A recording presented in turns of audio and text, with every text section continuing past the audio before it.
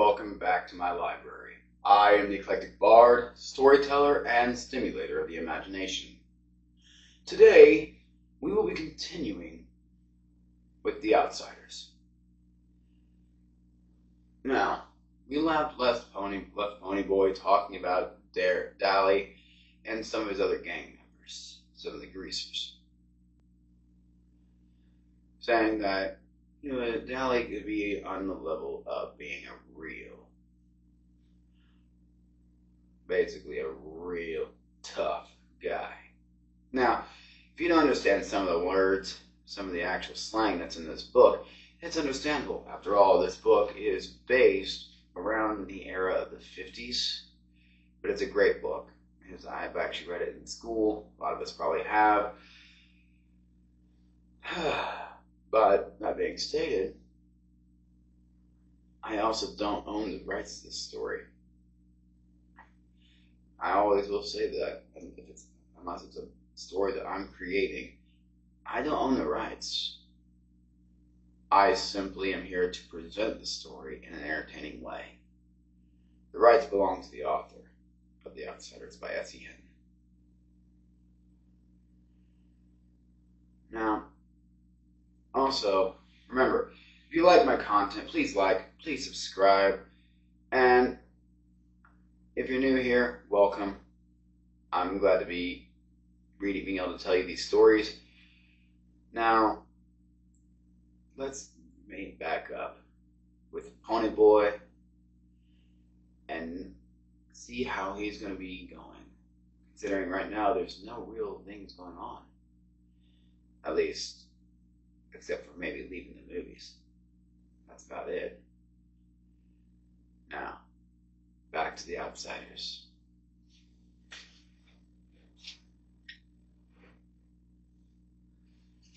In New York, Dally blew off steam in gang fights. But here, organized gangs are rarities. There are just small bunches of friends who stick together. And the warfare is between the social classes. A rumble, when it's called, is usually born of a grudge fight, and the opponents just happen to bring their friends along. Oh, there are a few named gangs around, like the River Kings and the Tiber Street Tigers, but here in the Southwest, there's no gang rivalry. So Dally, even though he could get into a good fight sometimes, had no specific thing to hate. No rival gang, only socials, and you can't win against them no matter how hard you try, because they've got all the breaks, and even whipping them isn't going to change that fact. Maybe that was why Dallas was so bitter. He had quite the reputation. They have a file on him down at the police station. He had been arrested. He got drunk. He rode at rodeos, lied, cheated, stole, rode drunks, jumped small kids. He did everything. I didn't like him, but he was smart, and you had to respect him. Johnny Cade was last and least. If you can picture a little dog puppy that has been kicked too many times and is lost in a crowd of strangers, you'll have Johnny. He was the youngest next to me, smaller than the rest, with a slight build. He had big black eyes and a dark tanned face. His hair was jet black and heavily greased and combed to the side, but it was so long that it fell in shaggy bangs across his forehead. He had a nervous, suspicious look in his eyes, and that beating he got from the socials didn't help matters. He was the gang's pet, everyone's kid brother. His father was always beating him up, and his mother ignored him, except when she was hacked off at something. And then you could hear her yelling at him clear down at our home. I think he hated that worse than getting whipped. He would have run away a million times if we hadn't been there. If it hadn't been for the gang, Johnny would never have known what love and affection are. I wiped my eyes hurriedly. Did you catch him? Nope. They got away this time. The dirty. Two-Bit went on cheerfully, calling the Socials every name he could think of or make up. Kid's okay. I'm okay. I'm trying to think of something to say. I'm usually pretty quiet around people, even the gang. I changed the subject. I didn't know you were out of the cooler yet, Dally. Good behavior. Got off early. Dallas lit a cigarette and handed it to Johnny. Everyone sat down to have a smoke and relax. A smoke always lessens the tension. I had quit trembling and my coat was back. The cigarette was calming me down. Two-Bit cocked an eyebrow. Nice looking bruise you got there, kid.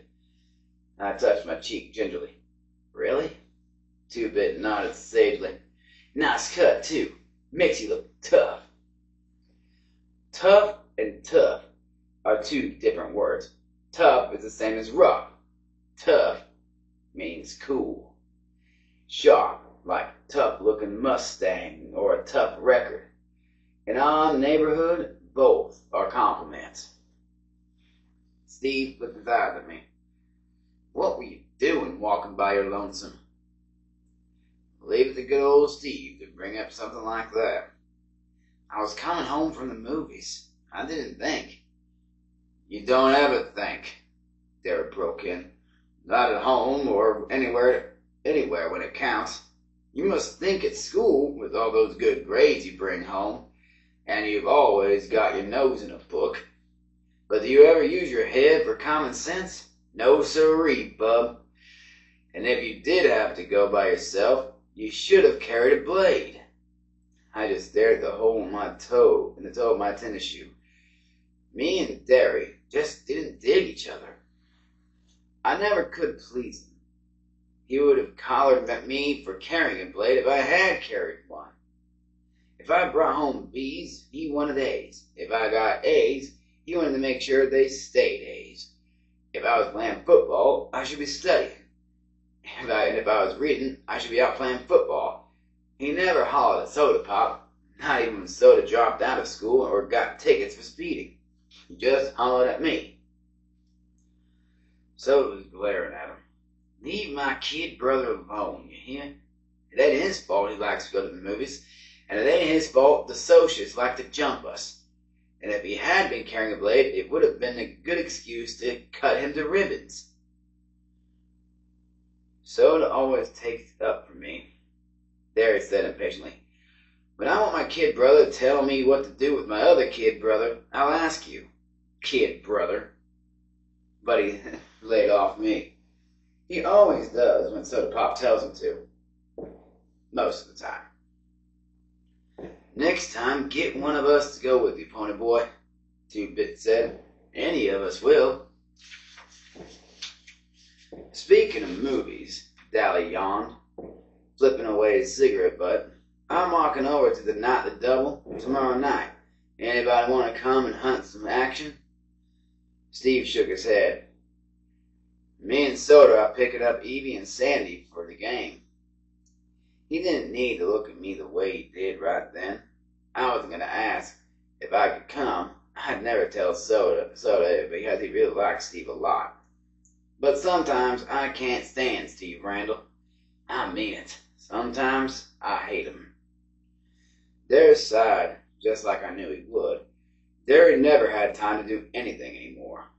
I'm working tomorrow night. Dally looked at the rest of us. How about y'all? Two-Bit, Johnny Cake, you, Bodie, want to come? Me and Johnny will come, I said. I knew Johnny wouldn't open his mouth unless he was forced to. Okay, Derry? Yeah, since it ain't a school night, Darius is a real good about letting me go to places on the weekends. On school nights, I could hardly leave the house. I was planning on getting boozed up tomorrow night, Two-Bit said. If I don't, I'll walk over and find y'all. Steve was looking at Dallas' hand. His ring, which he had rolled a drunk senior to get, was back on his finger. You break up with Sylvia again? Yeah, this time it's for good. That little broad was two-timing me again while I was in jail.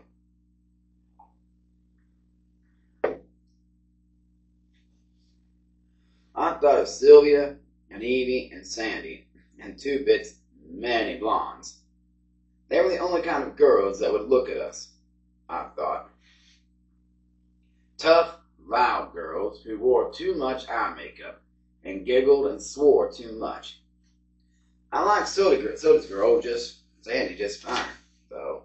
Her hair was a natural blonde, and her laugh was soft, like her china blue eyes.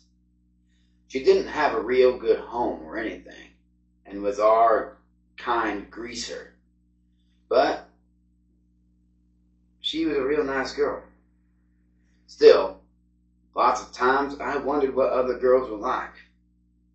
The girls who were bright-eyed and had their dresses a decent length and acted as if they'd like to spit on us if given a chance.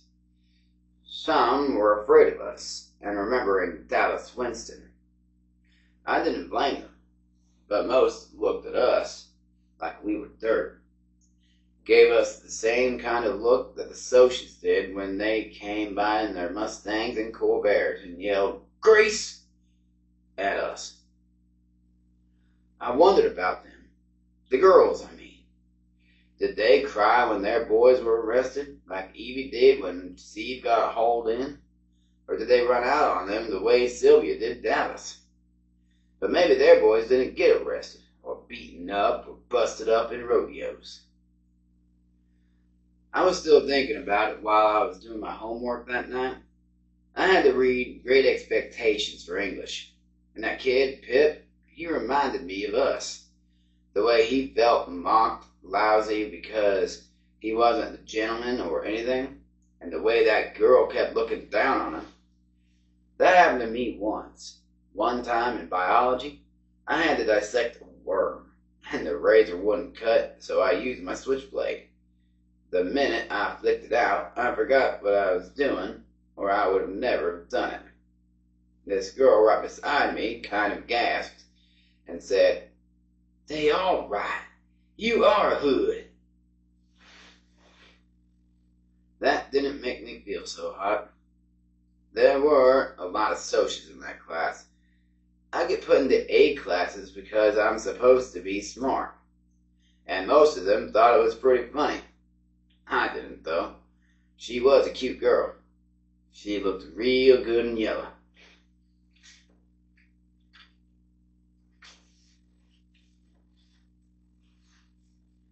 We deserve a lot of our trouble, I thought. Dallas deserves everything he gets, and should get worse, if you want the truth. And Two-Bit, he doesn't really want or need half the things he swipes from stores. He just thinks it's fun to swap everything that isn't nailed down. I can understand why Soda Pop and Steve get into drag races and fights so much, though. Both of them have too much energy, too much feeling with no way to blow it off. "Rub harder, Soda," I heard Derry mumbling. "You're gonna put me to sleep." I looked at the door. Soda Pop was giving Derry a back rub. Derry is always pulling muscles. He roofs houses, and he's always trying to carry 2 bundles of roofing up the ladder. I knew Soda would put him to sleep because Soda can put anyone to sleep when he sets his head to it. He thought Derry worked too hard anyway. I did too.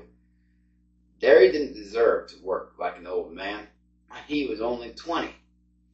He had been a real popular guy in school. He was the captain of the football team, and he had been voted Boy of the Year.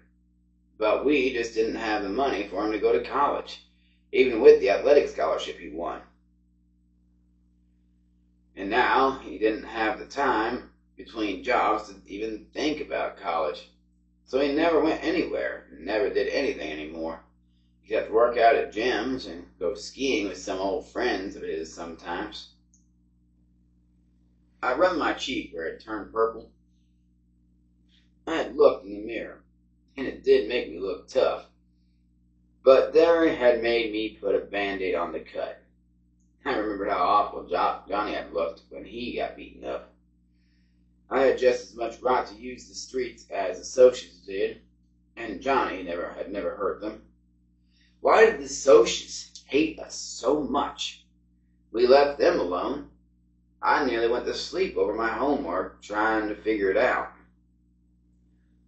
Soda Pop, who had jumped into bed by this time, yelled sleepily for me to turn off the light and go to bed. When I finished the chapter I was on, I did. Lying beside Soda, staring at the wall, I kept remembering the faces of the Socials as they surrounded me. That blue mattress shirt the blonde was wearing, and I could still hear that thick voice. Need a haircut, greaser? I shivered. You cold, pony boy? A little.